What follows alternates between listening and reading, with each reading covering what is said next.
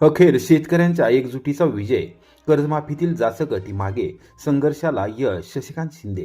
राज्यातील शेतकऱ्यांच्या विनाअट सरसकट कर्जमाफीसाठी महाविकास आघाडीने उभारलेल्या संघर्षाला अखेर यश मिळाल्याचा दावा करत राष्ट्रवादी काँग्रेस शरदचंद्र पवार पक्षाचे प्रदेशाध्यक्ष शशिकांत शिंदे यांनी शेतकऱ्यांच्या एकजुटीचा विजय झाल्याची प्रतिक्रिया व्यक्त केली आहे. पावसाळी अधिवेशनात मुख्यमंत्री देवेंद्र फडणवीस यांनी कर्जमाफीतील जाचक अटी मागे घेण्याची घोषणा करून शेतकऱ्यांच्या भावना लक्षात घेत सकारात्मक निर्णय घेतल्याबद्दल त्यांनी मुख्यमंत्र्यांचे आभारही मानले. शिंदे म्हणाले की पक्षाचे आमदार रोहित पवार यांनी पंढरपूर येथे सुरू केलेल्या अन्नत्याग आंदोलनापासून ते छत्रपती संभाजीनगर येथे झालेल्या एल्गार आंदोलनापर्यंत राज्यभरातील शेतकऱ्यांनी मोठ्या संख्येने सहभाग घेतला. या आंदोलनामधून सरकारवर सातत्याने दबाव निर्माण करण्यात आला आणि अखेर सरकारला कर्जमाफीतील जाचक अटी मागे घ्याव्या लागल्या. कर्जमाफीच्या प्रश्नाबरोबरच नाशिक जिल्ह्यातील चांदवड येथील कांदा उत्पादक शेतकऱ्यांचे आंदोलन तसेच पुण्यातील तांबडेमळा येथे काढण्यात आलेल्या कांदा उत्पादक शेतकरी क्रांती महामोर्चाच्या माध्यमातून सरकारच्या शेतकरी विरोधी धोरणांविरोधात आवाज उठवण्यात आला. आंदोलनादरम्यान पोलिसांकडून कारवाई आणि अटकसत्र झाले, मात्र शेतकरी व महाविकास आघाडीचा निर्धार कायम राहिल्याचेही त्यांनी नमूद केले. या लढ्यात संसद रत्न खासदार सुप्रिया सुळे, काँग्रेस प्रदेशाध्यक्ष हर्षवर्धन सपकाळ, आमदार अंबादास दानवे, खासदार निलेश लंके, खासदार बजरंग सोनवणे, खासदार कल्याण काळे, खासदार अमर काळे, माजी मंत्री अनिल देशमुख, माजी आमदार राजेश टोपे, आमदार संदीप क्षीरसागर, सलील देशमुख यांच्यासह महाविकास आघाडीतील सर्व लोकप्रतिनिधी, कार्यकर्ते शेतकऱ्यांनी सातत्याने पाठपुरावा केला. या सर्वांचे शिंदे यांनी अभिनंदन करत आभार व्यक्त केले. शेतकरी हा राज्याचा कणा आहे. आज मिळालेले यश हे केवळ सुरुवात असून बळीराजाच्या संपूर्ण न्याय हक्कांसाठी महाविकास आघाडीचा संघर्ष यापुढेही अधिक ताकदीने सुरू राहील, असा निर्धार शशिकांत शिंदे यांनी व्यक्त केला. सातारा जिल्ह्याच्या सर्वांगीण विकासासाठी प्रशासन व लोकप्रतिनिधींनी समन्वयाने काम करावे. खासदार उदयनराजे भोसले. सातारा जिल्ह्याच्या सर्वांगीण विकासासाठी प्रशासनातील सर्व यंत्रणा आणि लोकप्रतिनिधींनी समन्वयाने एकत्रित काम करणे आवश्यक आहे, असे आवाहन खासदार उदयनराजे भोसले यांनी केले. जिल्हा परिषदेच्या छत्रपती शिवाजी महाराज सभागृहात खासदार उदयनराजे भोसले यांच्या अध्यक्षतेखाली जिल्हा विकास समन्वय व संनियंत्रण अर्थात दिशा समितीची बैठक पार पडली. यावेळी ते बोलत होते. बैठकीत जिल्हा परिषद अध्यक्षा डॉक्टर प्रियाताई महेश शिंदे, आमदार धैर्यशील कदम, जिल्हाधिकारी संतोष पाटील, जिल्हा परिषदेच्या मुख्य कार्यकारी अधिकारी याशनी नागराजन, पोलीस अधीक्षक निखिल पिंगळे, जिल्हा विकास समन्वय व संनियंत्रण यंत्रणेचे प्रकल्प संचालक विश्वास सिद्ध यांच्यासह समिती सदस्य व विविध विभागांचे अधिकारी यावेळी उपस्थित होते. खासदार उदयनराजे भोसले यांनी दिशा समितीच्या सदस्यांनी केंद्र शासनाच्या विविध योजनांच्या अंमलबजावणीबाबत लेखी सूचना व अभिप्राय द्यावेत, असे सांगितले. प्रशासनाने शिक्षण आणि आरोग्य या महत्त्वाच्या क्षेत्रांना प्राधान्य देऊन प्रभावीपणे काम करावे, असे निर्देश त्यांनी दिले. प्राथमिक शिक्षणात संगणक शिक्षणाचे महत्त्व वाढले असून विद्यार्थ्यांना आधुनिक तंत्रज्ञानाची माहिती मिळण्यासाठी प्राथमिक शाळांतील शिक्षकांना संगणक हाताळणीचे प्रशिक्षण देणे गरजेचे असल्याचे त्यांनी सांगितले. तसेच जिल्हा रुग्णालय, उपजिल्हा रुग्णालय व ग्रामीण रुग्णालयांमध्ये स्वच्छता आणि आरोग्य सुविधांकडे विशेष लक्ष द्यावे.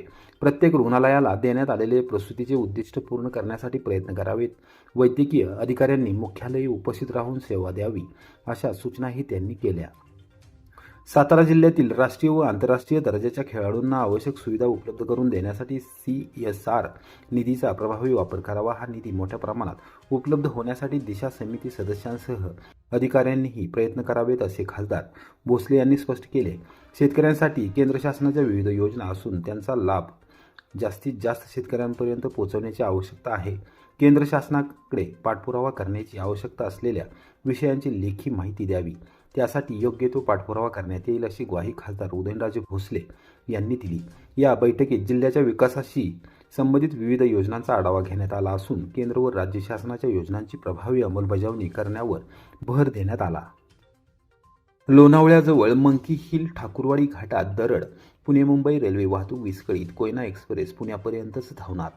लोणावळा कर्जत घाट विभागातील मंकी हिल ठाकुरवाडी दरम्यान दरड कोसळल्यामुळे पुणे मुंबई रेल्वे वाहतुकीवर मोठा परिणाम झाला आहे. या घटनेमुळे पुणे मुंबई मार्गावरील अनेक रेल्वे गाड्या उशिराने धावत असून मध्य रेल्वेने तातडीने काही गाड्यांच्या वेळापत्रकात काही मार्गात बदल केले आहेत. या पार्श्वभूमीवर कोल्हापूर मुंबई कोयना एक्सप्रेस गाडी क्रमांक 110-30 तसेच मुंबई कोल्हापूर कोयना एक्सप्रेस गाडी क्रमांक 110-29 या गाड्यांच्या सेवेत तात्पुरता बदल करण्यात आला आहे. शनिवार 11 जुलै ते शुक्रवार 17 जुलै या कालावधीत या दोन्ही गाड्या कोल्हापूर या मार्गावरच निर्धारित वेळेनुसार धावतील.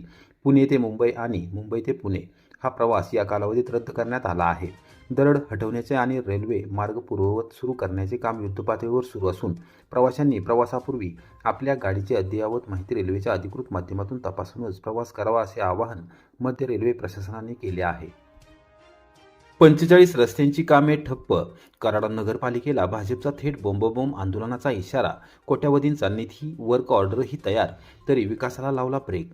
कराड शहरातील विकास कामांचा वेग पूर्णपणे ठप्प झाल्याचा आरोप करत भाजपच्या नगरसेवकांनी कराड नगरपालिकेच्या प्रशासनावर जोरदार हल्लाबोल केला आहे. आमदार डॉक्टर अतुलबाबा भोसले आणि महायुती सरकारच्या माध्यमातून शहरातील 45 रस्त्यांच्या विकासासाठी कोट्यवधी रुपयांचा निधी मंजूर होऊन वर्क ऑर्डरही काढण्यात आल्या, तरी प्रत्यक्षात एकाही कामाला गती मिळालेली नसल्याने नगरसेवकांनी मुख्याधिकारी प्रशांत भटकर यांना धारेवर धरले. येत्या आठवड्याभरात ठोस निर्णय झाला नाही तर पालिकेत बोंबाबोंब आंदोलन छेडण्यात येईल असा स्पष्ट इशारा विरोधी पक्षनेते विजय वाटेगावकर यांनी दिला. मुख्याधिकाऱ्यांसोबत झालेल्या बैठकीत शहरातील रखडलेली रस्त्यांची कामे, घनकचरा व्यवस्थापन, ड्रेनेज व्यवस्था, कचरा गाड्यांचे नियोजन तसेच नागरिकांना भेडसावणाऱ्या विविध नागरी समस्यांवर नगरसेवकांनी प्रशासनाची चांगलीच कोंडी केली.